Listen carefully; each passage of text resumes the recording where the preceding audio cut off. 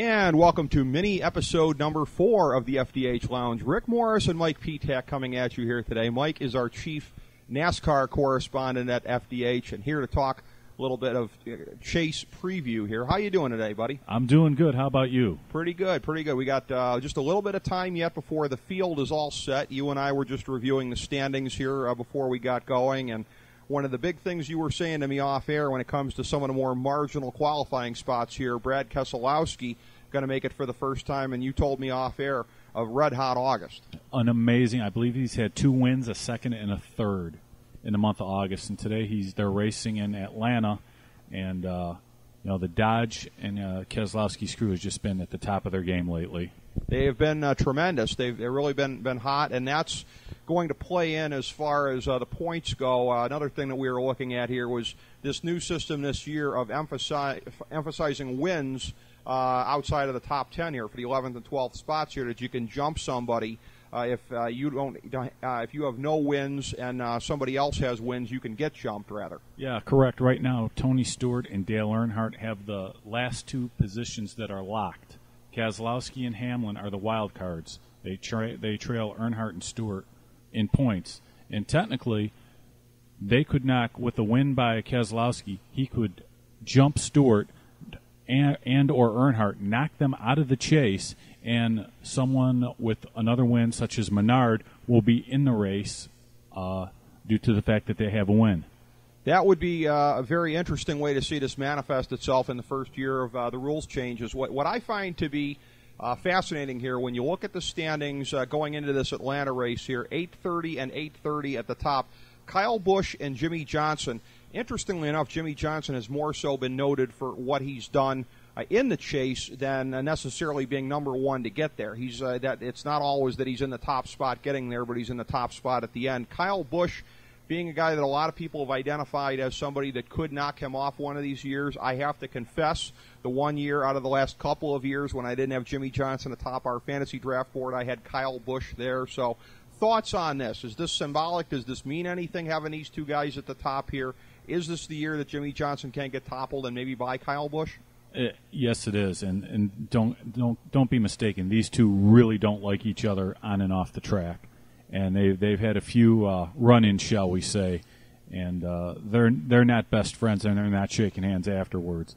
You know, to be the man, you got to beat the man, like Ric Flair says, and right now Jimmy Johnson is still the man, and when he gets in the chase, he's a whole different animal. Let me ask you about this, because again, you're a big motorsports guy. Outside of that, you and I have always talked about our love of open wheel and other such things here. This run that Jimmy Johnson's on, where does this fit historically? In the grand scheme of things here, the 5 championships in a row obviously pretty much stands alone as far as NASCAR history, but when you factor in open wheel, when you factor in F1, the Michael Schumachers of the world, where's this thing at? Schumacher, Senna. Yeah. So, I mean, it's definitely up there, and I would put I like Schumacher, Senna, and Jimmy Johnson. In that order, okay. How many more does it take for Jimmy Johnson to run them down? I mean, if it gets to 6 or 7... If he gets another one, that's just it. I mean, it's unprecedented, and it already is, but, I think the level of competition in open wheel was greater at the time of Senna and at Schumacher as opposed to right now when you have these super teams. Mm-hmm. And, Johnson being part of, that super team in Hendrick Motor, and then you have Roush Racing. You have 3 or 4 teams generally win 95% of the races. Well, the funny thing is that until it gets to the chase every year when he pulls away, there seems to be at least the appearance of parity. Because you look at this year, and again, he's tied for first heading into this race, but it's sort of uncharacteristic. He's just generally in the chase and then wins it from there. But the rest of the names, we see them every year. Kenseth, Edwards, Harvick, Jeff Gordon, those are the next 4 in line right now. Ryan Newman, Kurt Busch, Lil E's back in the mix this year, Tony Stewart. These are names that are perennials. So you look at this field, you look at these guys that are there every year, you've got some past championships sprinkled in here. That seems to make it all the more remarkable when you look at the field. I mean, it's not just being the tomato can of the month. Yeah, you're right. But again, look at the teams. You have 2 teams from Penske. You have Busch and Hamlin are from Gibbs. Mm-hmm. Jimmy Johnson, Jeff Gordon, Dale Earnhardt Jr., all from Hendrick. So you're looking at a lot of teams, and Tony Stewart and Ryan Newman from Stewart Haas Racing, so who are using Hendrick engines. Mm-hmm. So they're technically, I look at them as part of the Hendrick team. No, they are. They have to be considered as a part of that. When you look at the field, when you look at how things are going, certainly Keselowski with a chance to have this breakthrough and make the Chase this year, and to be the one fresh face in the field as it stands now, has to be counted as a breakthrough guy. Conversely, when you look at the standings, what do you count as maybe the biggest disappointment thus far? Really, I think Carl Edwards, even though he's fourth in points, a lot of people were looking like this is going to be his year. He's going to run away with it. But he had a lot of contract problems that he was dealing with, and he wasn't sure where he was going to sign, and he was handling his own negotiations. So until a couple weeks ago, it was questionable where Carl Edwards, and he had a lot on his plate, and Ford Motor came up to him and said, "Look, Carl, you're the face of our company. We want you to stay in a Ford Motor Company car. What can we do to expedite the signing?" And shortly after that, he signed with Roush Fenway Racing. It is interesting when you look at the guys in the top six, only Jimmy Johnson, and again, Jimmy Johnson's always a guy that does it more on consistency, not so much being top-heavy with wins. Johnson with the one win. The only other guy in the top six with only one win, Carl Edwards.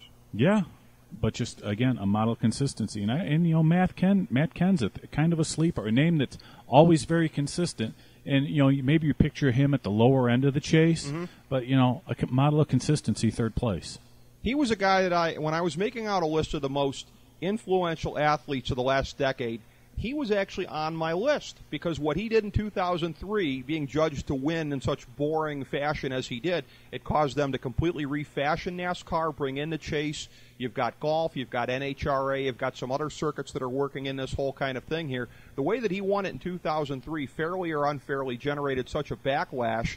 It changed not just his sport, but other ones, these ones that run the full calendar year and how they operate when it gets into September and October. Yeah, Matt Kenseth, he was a big influence in and outside of the sport.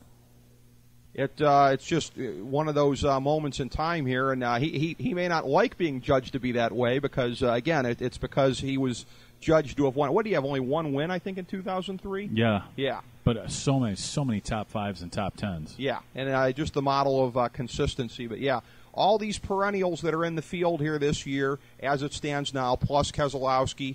Again, Jimmy Johnson not having as much ground to run down as he normally does when the Chase starts, which should send a chill up everyone's spine. But then again, the way that they kind of reset it at the beginning, I guess it doesn't make that much of a difference anyways. Kyle Busch is going to get, I believe it's 5 points a win for every race, so that's a bonus of 20 points plus being in first place. Well, that'll help him out. But as we go into this, bottom line, what do you think we're looking at here? Is it 6 in a row for Jimmy Johnson, or is this the year somebody takes him? I would have to think if anybody can, it would be Kyle Busch.